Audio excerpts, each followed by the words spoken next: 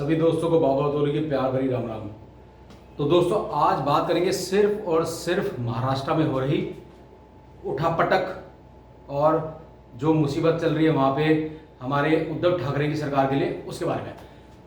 देखो सिंपल सी बात है, बाबा बतौले का कहना ये है कि अगर जो करोगे वो भरोगे, ठुकरा के मेरा प्यार मेरा इंतकाम देखेगी, ये वाली बात जो है वो बीजेपी ने इस बात को बिल्कुल साफ तौर पे शिवसेना को संदेश दिया था शुरुआत में ही।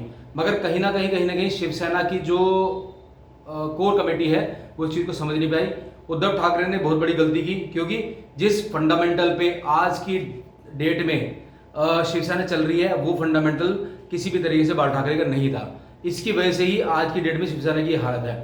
देखो सिंपल सी बात है, एक समय ऐसा था, अगर आपको याद हो, कि बीजेपी ने कॉम्प्रोमाइज करके ज्यादा सीट होते हुए भी उन्होंने शिवसेना के कैंडिडेट को ही सीएम के लिए प्रमोट किया था, बनाया गया था। ये सारी कहानियां ऐसी नहीं है, ऐसे बनी नहीं है, क्योंकि एक हिंदुत्व और एक अपनेपन वाली बात थी कि बोलते थे। आपने नितिन गडकरी के बहुत सारे स्टेटमेंट में ये सुना होगा कि उन्होंने ये बोला था कि हमारा और शिवसेना का साथ तो चोली दामन का है, हमारे बीच में कभी कन्फ्लिक्ट कभी ना हो सकते हैं ना कभी होंगे। इसके बाद में भी सिर्फ और सिर्फ सत्ता के लालच में जो उद्धव ठाकरे ने किया वो किसी के हिसाब से भी माफी का काबिल नहीं था। एकनाथ ने जो किया, एकनाथ ने बिल्कुल सही किया। आज की डेट में अपने मुद्दे से बाहर निकल चुकी है शिवसेना, उसको बाहर जाना ही चाहिए। इसलिए जो वो क्लेम कर रहे हैं आज की डेट में, उद्धव ठाकरे कुछ बोलते रहे, मुझे बुला लो, उसे बुला लो, इससे बात कर लो, उससे बात कर लो, ऐसा नहीं है। अगर आप इस चीज को गहराई से समझे तो कहीं ना कहीं पार्टी के अंदर भी इतना ज्यादा लोगों के अंदर उस चीज को लेके मेंटली प्रेशर है। वो बोलते हैं कि जिस मुद्दे के बेस पे शिवसेना सरकार में आई थी उस मुद्दे को छोड़ के आपने एनसीपी और उसके बाद साथ में आपने कांग्रेस जैसी पार्टी के साथ में विलय कर लिया, जिसका कोई मतलब नहीं बनता था।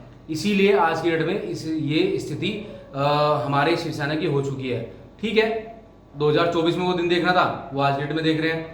तो इसीलिए ही अगर सिचुएशन आप देखें तो कहीं ना कहीं उद्धव ठाकरे जो दिखाई दे रहे हैं कि हाँ नहीं मैं तो पूरी तरह से तैयार हूँ, सबको तैयार हूँ, बट ऐसा तैयार नहीं है। उनके साथ में प्रॉब्लम सबसे बड़ी ये है कि इस टाइम पे उनके साथ में सीएम की कुर्सी तो जाएगी।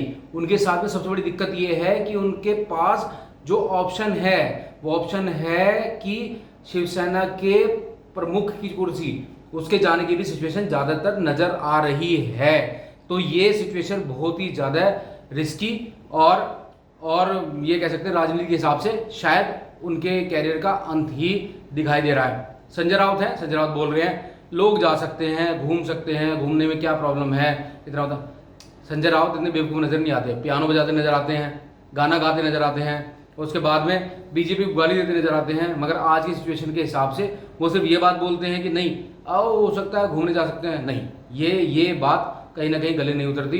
और ये सिचुएशन मैं मानता हूं कि अगर आज से 2 साल बाद आती तो मेरे हिसाब से शायद प्रैक्टिकल होती, बट हाँ लात तो पड़ गई थी उसको, क्योंकि जिस तरह से बाला साहब ठाकरे एक मजबूत नेता हुआ करते थे, उसके हिसाब से अगर हम देखें तो उद्धव ठाकरे ने कहीं ना कहीं बहुत बड़ी गलतियां करी हैं।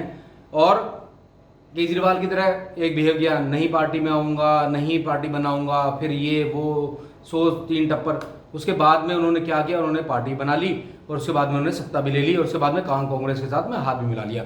सेम वही कहानी आज की डेट में उद्धव ठाकरे ने करी। वो भी आज की डेट में जिस स्थिति में है उस स्थिति में जो भी उनकी सिचुएशन है, अब मैं कहता हूँ अगर आज भी बीजेपी के साथ होते तो उनकी पोजीशन बहुत मजबूत होती, ये बात मैं मानता हूँ। ठीक है, बीजेपी के प्रॉस कॉन्स, पॉजिटिव नेगेटिव, साथ मिलना नहीं मिलना वो उनकी अपनी प्रॉब्लम है। मैं ही मानता हूँ कि इसमें अच्छाई बुराई हो सकती है, मगर इतना मैं कह सकता हूँ कि हाँ अगर बीजेपी के साथ चलते, क्योंकि एक नीति पे चलना चाहिए ना आपको, आप नीति बदल नहीं सकते। जिस तरह से अगर आपको याद हो बाला साहब ठाकरे के इतने इंटरव्यूज आए और जिस तरह से 1996 में बाबरी राम जन्मभूमि बाबरी मस्जिद का जो इशू हुआ, उस टाइम पे उन लोगों ने हमारे बाला साहब ठाकरे ने किस तरह से हिंदुत्व को सपोर्ट किया।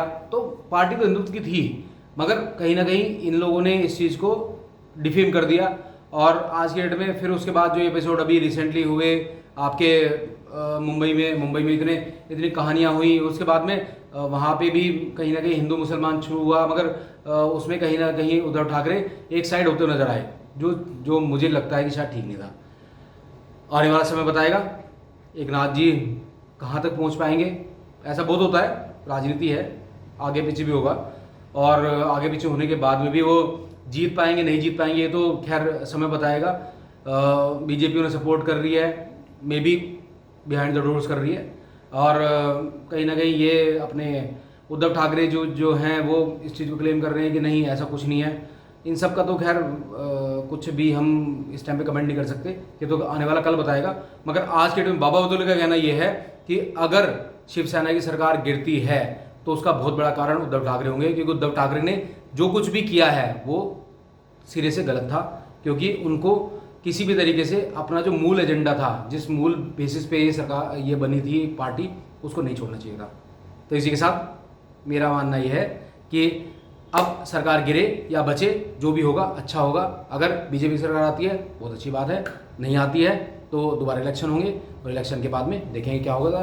तब तक के लिए बाबा बतौले की